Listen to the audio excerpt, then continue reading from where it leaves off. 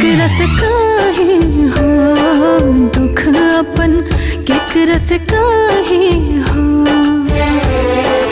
दुख अपन, केकरा से काहे हो दुख अपन, केकरा से काहे हो।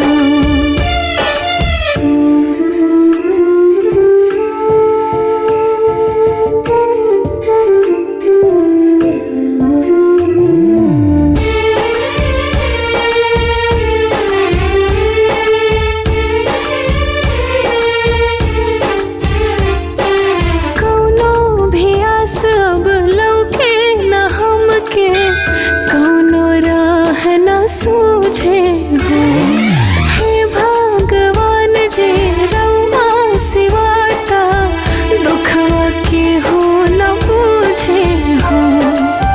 केहू ना अपन लौके हमरो कौनो ठाहे हो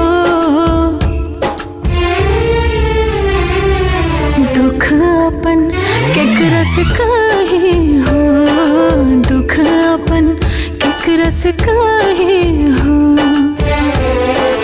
दुख अपन, केकरा से काहे हो दुख अपन, केकरा से काहे।